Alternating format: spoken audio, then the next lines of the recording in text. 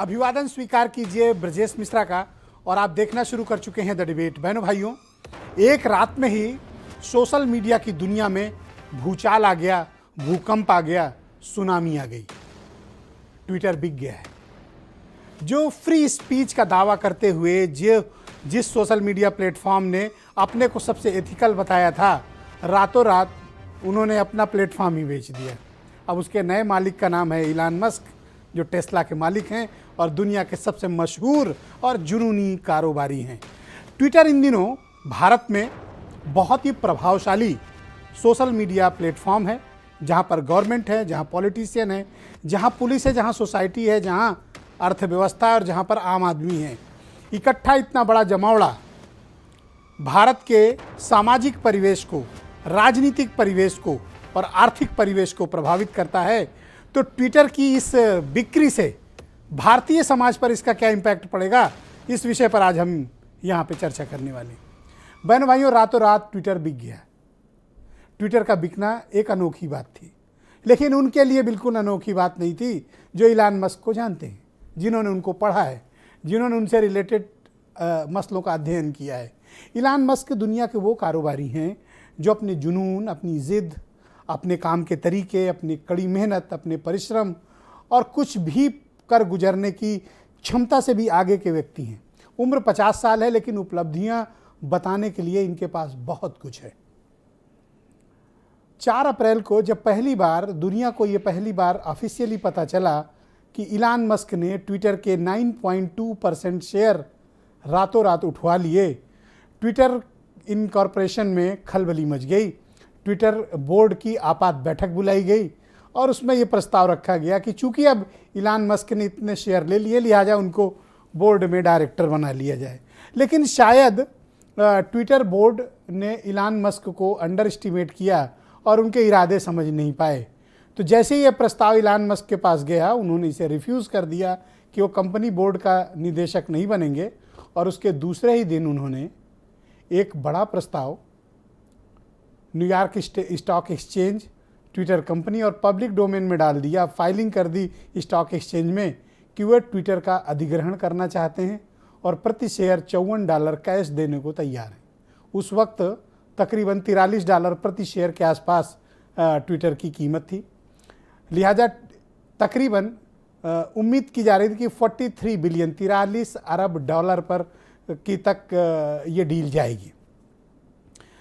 तब ट्विटर ने ये तय किया कि किसी भी कीमत पर वो अपना प्लेटफॉर्म इलान मस्क को नहीं बेचेंगे। कॉर्पोरेट लैंग्वेज में एक भाषा बोली जाती है, पॉइजन पिल।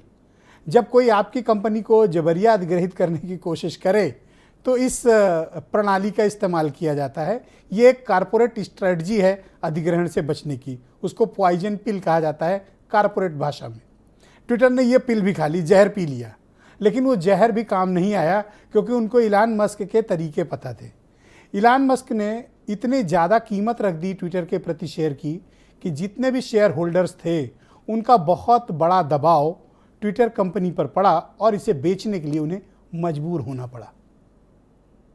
और कल रात में जब फाइनल मीटिंग हुई तो $43 बिलियन की जगह इलान मस्क ने उनको $1 बिलियन ऐसे ही दे दिया। यानी 44 बिलियन पर ये कंपनी रातों रात खरीद ली गई।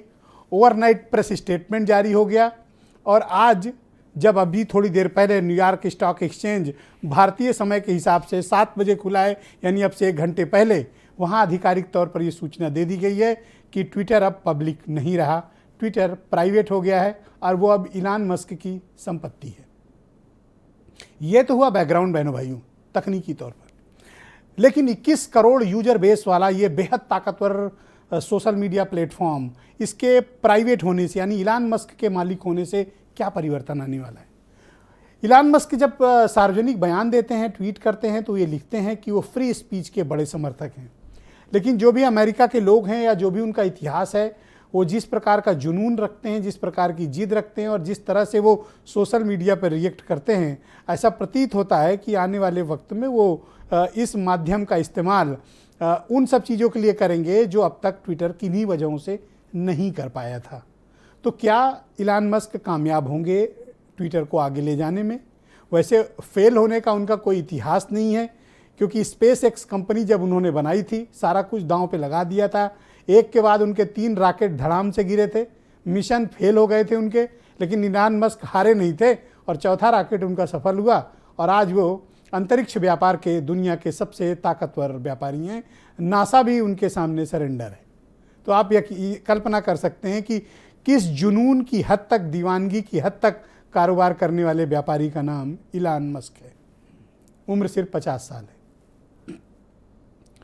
तो इससे भारत के राजनीतिक, सामाजिक, आर्थिक परिवेश में क्या बदलाव आएगा?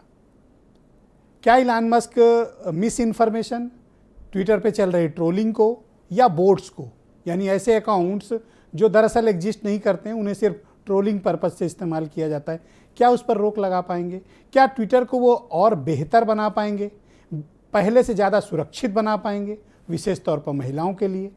क्या ट्विटर का इस्तेमाल सामाजिक तौर पर, राजनीतिक तौर पर, आर्थिक तौर पर और भी सामाजिक जो हमारी विषमताएं हैं उनके मसले को लेकर ट्विटर पहले से अधिक बेहतर स्थान होगा इलान मस्क के आने के बाद, या फिर उसका व्यापारीकरण हो जाएगा? वैसे इलान मस्क के आइडिया से लगता नहीं है कि वो इसका कोई व्यापारिक इस्तेमाल करना चाहते हैं, लेकिन ट्विटर पर वो अपना नियंत्रण करके दुनिया को में चल रहे राजनीतिक और सामाजिक बदलाव को नियंत्रित करना चाहते हैं अपने मुताबिक। अमेरिका में 7.5 करोड़ से ज़्यादा यूजर्स हैं, जापान में 5.5 करोड़ और भारत तीसरे नंबर पर, जहां तकरीबन 2.5 करोड़ ट्विटर यूजर्स मौजूद हैं। ऐसी स्थिति में ट्विटर का पब्लिक से प्राइवेट हो जाने का हम पर क्या प्रभाव पड़ेगा?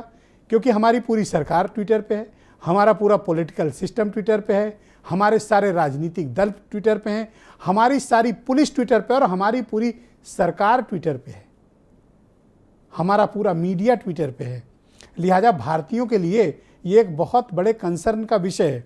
आज मैं मीडिया देख रहा हूँ, मीडिया में इस विषय पर चर्चा नहीं हो रही है। ये थोड़ा अजीब बात है, क्योंकि इस विषय पर चर्चा होनी चाहिए थी, लेकिन भारतीय मीडिया इस पर बात करना नहीं चाहता या कर रहा नहीं, जबकि हमें करना चाहिए था कि एक कारोबारी के हाथ में ट्विटर जैसी एक संवेदनशील और बेहद ताकतवर सोशल मीडिया प्रणाली का उनके हाथ में जाना, ये हमारे लिए फ़ायदेमंद है, नुकसानदायक है, या भारत के कानूनों के प्रति उनकी प्रतिबद्धता को कहाँ पे दर्शाता है? इस पर बात होनी चाहिए थी, पर अफसोस की बात है कि भारत की मीडिया में इस पर बात नहीं हो रही है। हमें इस विषय पर ज़रूर बात करनी चाहिए, इसलिए मैंने बहनों भाइयों आज ये डिबेट आयोजित की है। मेरी प्रस्तावना थोड़ी लंबी हो गई, लेकिन आपको ये बताना ज़रूरी था कि दरअसल इसका इतिहास क्या है, इसका वर्तमान क्या है और इसका भविष्य क्या होने जा रहा है। मेरे साथ आज के कार्यक्रम में रुद्र प्रताप दुबे जी मौजूद हैं, सोशल मीडिया के एक्सपर्ट हैं। प्रतीक दुबे जी साइबर मामलों के एक्सपर्ट हैं। मिराज वली खान जी हैं, स्टेट कोऑर्डिनेटर हैं, सोशल मीडिया सेल के, कांग्रेस से हैं। आशीष तनेजा जी सोशल मीडिया के एक्सपर्ट हैं, दिल्ली से मुझे ज्वाइन कर चुके हैं। और थोड़ी देर में मुझे कुछ और भी एक्सपर्ट्स इस विषय पे ज्वाइन करने वाले हैं, जिनके ज़रिए हम अपनी बात को रखेंगे। और थोड़ी देर बाद कू के CEO भी हमें शायद ज्वाइन करेंगे, रुद्र प्रताप जी, तो हम उनसे भी बात करेंगे कि भाई अब तो कंपटीशन थोड़ा तगड़ा